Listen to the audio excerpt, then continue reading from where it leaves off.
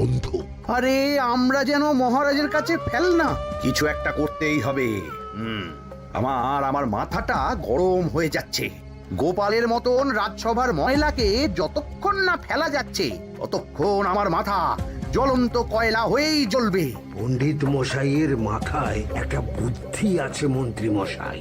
আপনি যদি সেই অনুযায়ী উঁচির কাজ করেন তাহলে বেটা গোপালের কপালে দুর্গতির সীমা থাকবে না।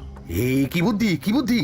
আপনি বরং এই ব্যাপারে পণ্ডিত মশাইয়ের সাথে একবার আলোচনা করে নিন। আমি চলি, কেমন? আমি চলি।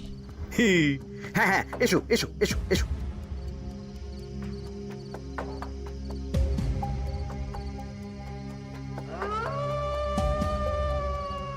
আরে ওই তো আমার বাঁ হাত ঘটা আসছে, বেটাকে দিয়ে একটা কাজ করাতে হবে। এ কি মন্ত্রী মশাই, আপনি এখানে দাঁড়িয়ে কি করছেন? এই একটা গুরুত্বপূর্ণ ব্যাপারে কথা বলছিলাম। একটা একটা কাজ করতে পারবি? কি কাজ করতে হবে বলুন মন্ত্রী মশাই। আমাকে একটু ঠান্ডা জল, পাতিলেবু আর পুদিনার পাতা দিয়ে শরবত বানিয়ে খাওয়াতে পারবি? সেসব আমার ঘরে ব্যবস্থা করাই আছে। চলুন চলুন, আমার সাথে চলুন। হ্যাঁ হ্যাঁ, চল চল চল চল চল।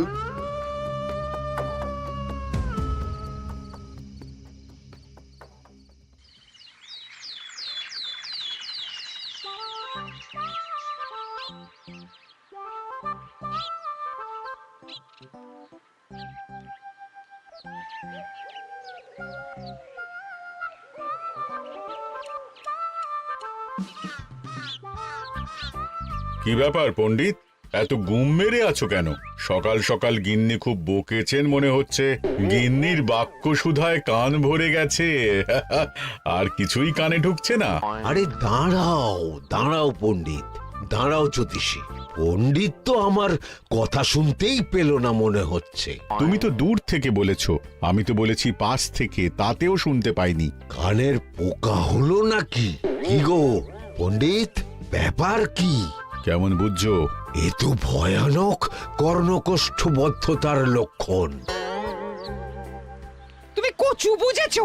আমার হয়েছে কর্ণগোপাল, তোমাদেরও হতো, কিন্তু তোমাদের দোকান কাটা বলে হয়নি। তুমি আমাদের অপমান করছো। তোমাদের অপমান বোধ থাকলে কোনো শব্দই কানে ঢুকতো না, শুধু একটাই শব্দ কানে বাজতো, গোপাল গোপাল গোপাল। এবারে রাজসভায় কিভাবে হেনস্থা হতে হলো মনে নেই?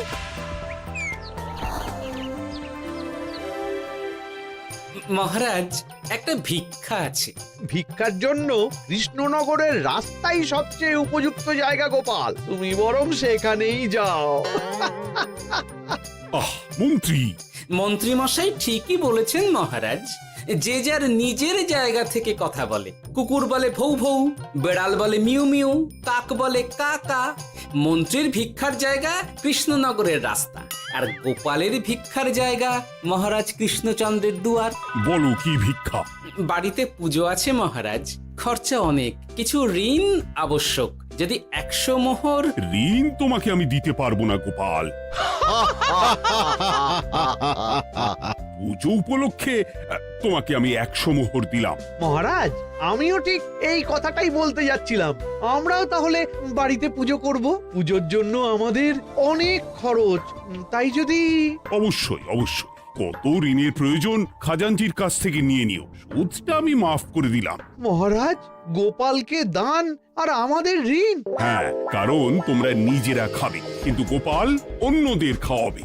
গোপালের মতো মানুষের সঙ্গে থাকাই হলো রাজধর্ম।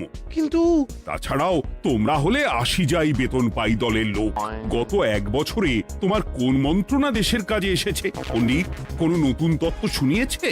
জ্যোতিষী কোনো অমোঘ ভবিষ্যৎবাণী করেছে?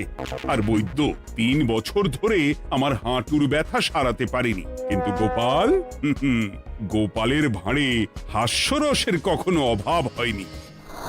মনে আছে? আছে। কিন্তু করার তো কিছু নেই। আছে। কিছু ভেবেছো নাকি পণ্ডিত? তোমাদের মনে আছে মহারাজ মোহর দেওয়ার পর গোপাল সেদিন বলেছিল, কি গোপাল, খুশি তো? মহারাজ, আপনি আমাকে এক মুঠো ধুলো দিলেও আমি খুশি। সেই ধুলো মুঠোই আমি সোনা মুঠো করে ফেলবো। মনে নেই আবার? একটু ঝেড়ে কাশো তো দেখি পণ্ডিত, কি ভেবেছো? যা হবে দেখতেই পাবে।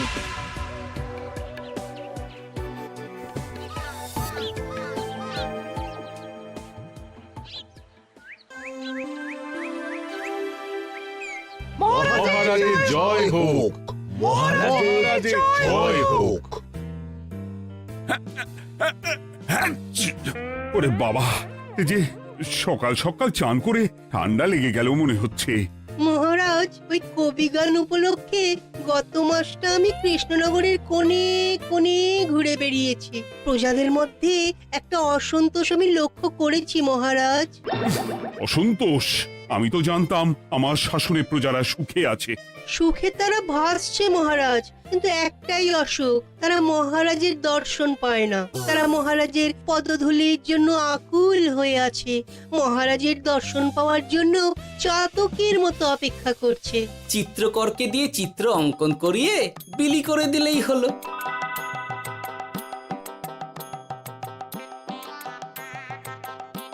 খুব ধুলো হয়েছে মহারাজ, কিন্তু এত ধুলো। কালকের ঝড়ে ঢুকেছে। ঝাড়ুদার,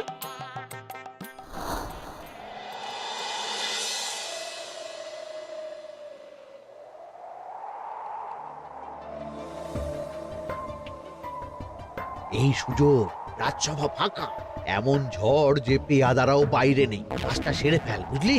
কিরে, কাজটা কর।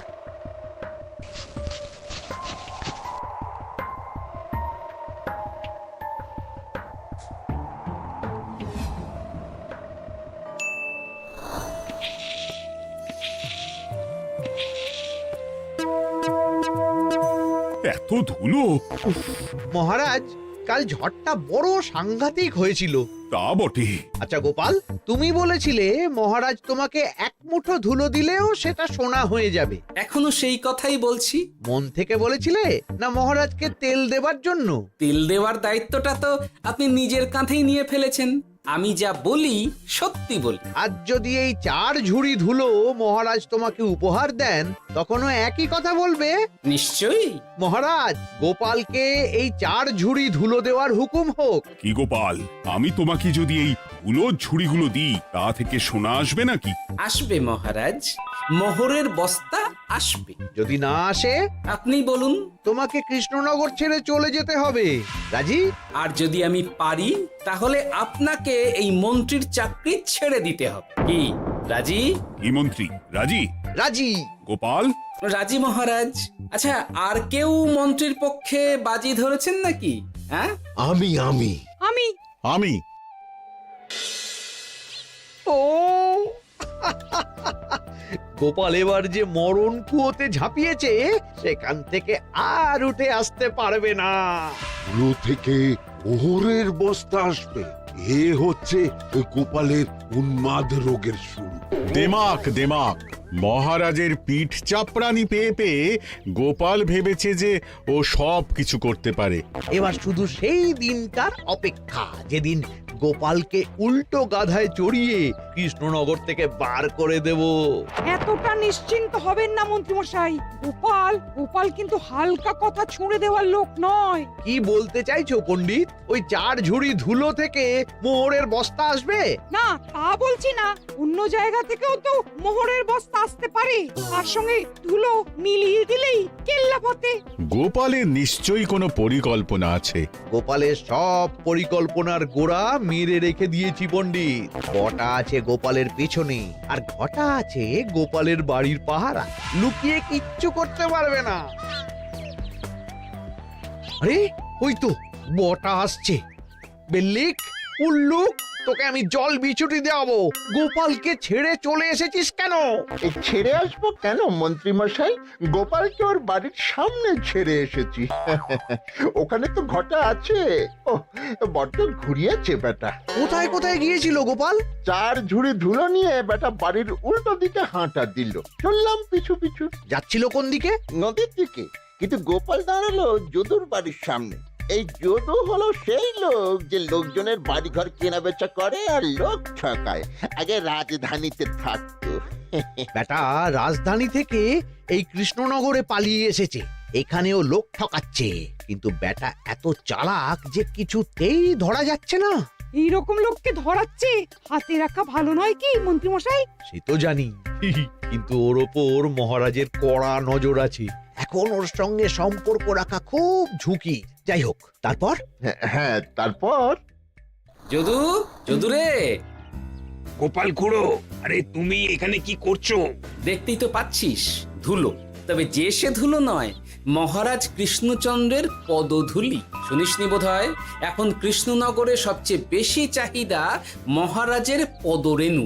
আচ্ছা, মহারাজের পদরেণু নিয়ে যাচ্ছ কোথায়? এই ছোট ছোট পুলিন্দায় ভরে কৃষ্ণনগরের প্রত্যন্ত জায়গায় যেখানে প্রজারা মহারাজের সাক্ষাৎ পায় না সেখানে বিক্রি করব। তোমার কি মাথা খারাপ? পায়ের ধুলো বিক্রি হবে?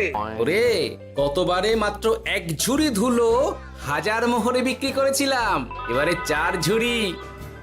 শোনো, তুমি আবার ঘুরে ঘুরে বিক্রি করবে কেন? তোমাকে আমি বরং 10 মোহর দিয়ে দিচ্ছি, তুমি আমাকে এগুলো দিয়ে দাও, আর বিক্রি করে যা হবে তোমাকে এই 40 ভাগ দিয়ে দেবো।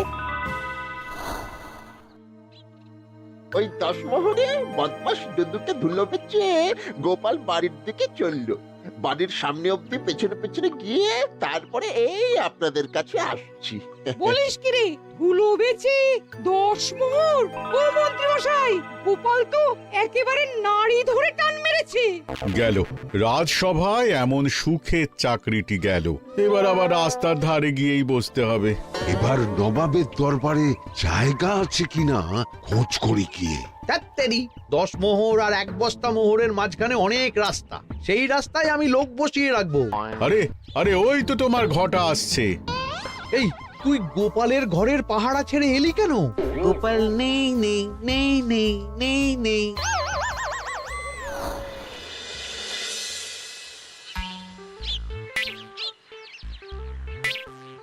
আরে, ভয় পেলি নাকি? না না না না না, ভয় পাবো কেন? শোন, তোকে পেয়ে আমার খুব ভালো হলো বুঝলি। তোকে আমার একটা কাজ করতে হবে। বলো বলো। আসলে বুঝলি, আমার না গিন্নিকে নিয়ে তার বাপের বাড়ি যাওয়ার কথা ছিল, কিন্তু হঠাৎ বিশেষ কাজে আমাকে খামবাজে চলে যেতে হচ্ছে। এখন আমি গিয়ে গিন্নিকে বললে বুঝতেই পারছিস কুরুক্ষেত্র হয়ে যাবে একেবারে। তাই আমি কাউকে খুঁজছিলাম যে আমার বাইরে যাওয়ার খবরটা আমার গিন্নিকে গিয়ে দেবে। তুই পারবি বাবা ঘটা? ওরে বাবা, আরে আরে আরে, ভয় পাস না, তোকে গিয়ে মুখে কিছু বলতে হবে না। এই নে, এই চিঠিটা আমার বউকে দিবি।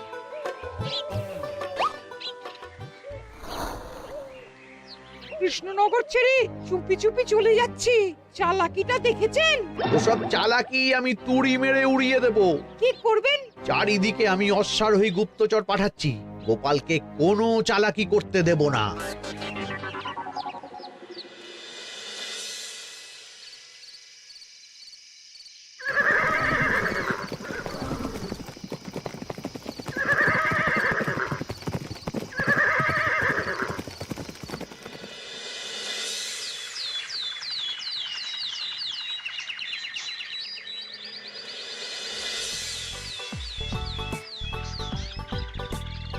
অং বং পিং পং। হ্যাঁ, ওরে বাপ রে, এ আবার কি বলে? মানে বুঝিতে পারিলে না? অং বং পিং পং অর্থাৎ আইসো আমার নিকট বিদেশি জাদু শরবত আছে, ইহাতে তৃষ্ণা নিবারিত হয়, শক্তি বৃদ্ধি হয়, ঘুম ভালো হয়, সম্পর্কের উন্নতি হয়, জামা কাপড় ফর্সা হয়, তু শব্দ না করে সকাল সকাল কষ্ট পরিষ্কার হয়, মূল্য মাত্র 1 মোহর। বলো, ওইটুকু অং বঙ্গের মধ্যে এত কিছু? ঠিক আছে, তা দাও দেখি, আপাতত টেস্টটা তো মিটু, বাকিগুলো পরে বোঝা যাবে।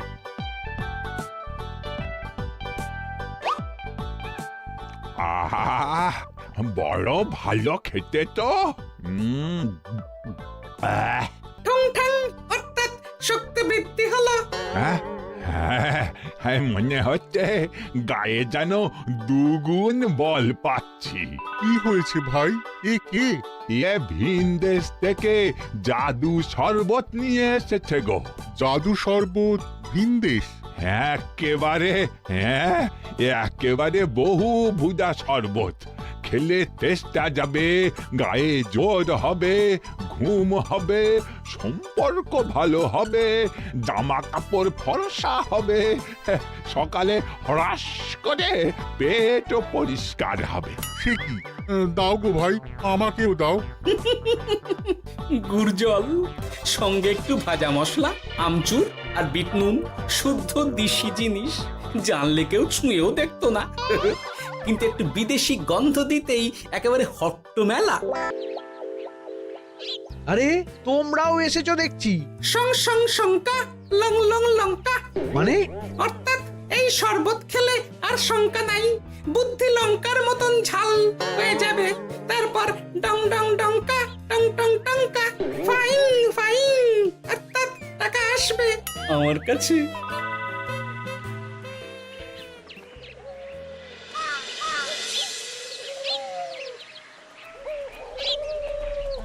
ঝপ ঝপ ঝপাং, ভট ভট ফটাং, অর্থাৎ উহাকে দৌড়িয়েছো কেন? বেটা জোচ্চোর অনেককে ঠকিয়েছে। অনেক দিন থেকে তককে তককে ছিলাম। এবার এই ধুলো নিয়ে মহারাজের পায়ের ধুলো বলে বিক্রি করছিল। একটা বেনামি চিঠিতে খবর পেয়ে বেটাকে ধরেছি। ব্যাং ব্যাং বিগ ব্যাং, অর্থাৎ বাহ বাহ বাহ বাহ। বেনামি চিঠিটা আমি দিয়েছিলাম বাবু। বাবা যদু, তুমি সেই রাজধানী থেকে কৃষ্ণনগর অবধি মানুষকে অনেক খোল খাইয়েছো। তুমি এতদিন ঘুঘু দেখে এসেছিলে বাবা, এবার গোপাল নামক ফাঁদটা দেখলে। কতবার বলবো এইসব ধুলো আমি গোপালের কাছ থেকে কিনেছি। যা বলার ওই বিচারের সময় মহারাজকে বলবি। চল চল চল চল চল।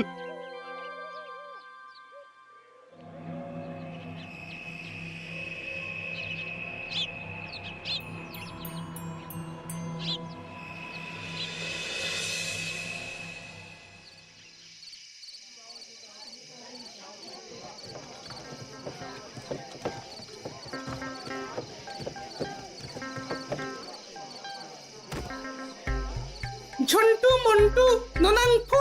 নাও ঠেলা। সাহেব বলে কি ফু দিয়ে দিতে হবে? কি বলছো সাহেব? বুঝতে পারছি না, কোথায় ফু দেব? ঝন্টু মন্টু ননাঙ্কু, অর্থাৎ লবণ আছে? আছে আছে সাহেব আছে। কত লাগবে? ভণ্ড ভরি আন্ডাকারি, অর্থাৎ যা আছে সব।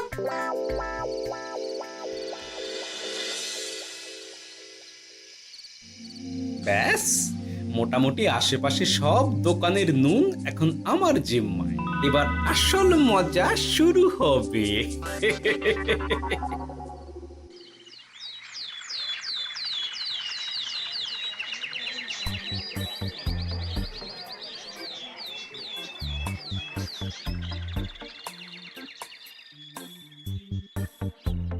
নুন আছে? না হুজুর, গোটা কৃষ্ণনগরেই নুন নেই। ওই দেখো, পুরো রাজসভাই বাজারে জড়ো হয়েছে। শান্তামনা, শান্টু মন্টু। এ আবার কি বলছে রে বাবা? শান্তামনা, শান্টু মন্টু, অর্থাৎ জনগণ শ্রবণ করুন। নান্টু কান্টু, নুন কি নেবেন? আন্টু আন্টু, আসুন আসুন। আমার আমার এক সের নুন লাগবে। শান্টু, অবশ্যই 100 লবণ 10 মোহর। 10 মোহর? 10 মোহর লইবেন না লইবেন না? না, নেব না। উত্তম উত্তম, গান্ডা পিণ্ডে ঢিসুম ঢিসুম, অর্থাৎ তাহা হইলে নুনের বদলে গৃহিণীর প্রহার ভক্ষণ করুন। আমাকে 1 সের নুন দিন। আমাকেও আমাকেও। নুন ছাড়া বাড়ি ফিরলে গিন্নি ঘর ছাড়া করবে আমাকে। শুনলাম কৃষ্ণনগর থেকে নুন উধাও। আছে মহারাজ, আছে। কৃষ্ণনগরের সব লবণ আমার নিকটে আছে। 110 মোহর। এত দাম? দাম তো হবেই মহারাজ, লবণ ছাড়া রান্না কেমন হবে ভাবিয়া দেখুন। ঠিকই বলেছ, রাজপাকশালেও তো রান্না বসেনি। 100 সেরের মতন রাজপ্রাসাদে পাঠিয়ে দাও। 1000 মোহর দিয়ে দাও।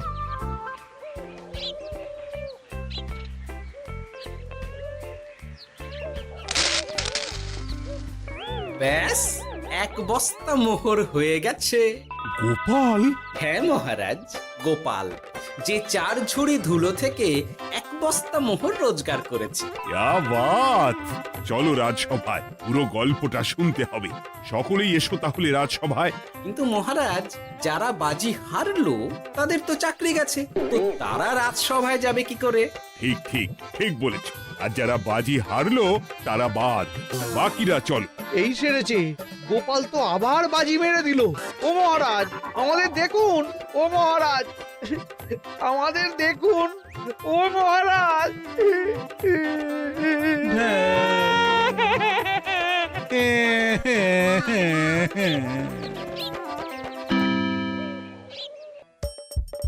হাসির রাজা, জ্ঞানের রাজা, রসিক রাজা।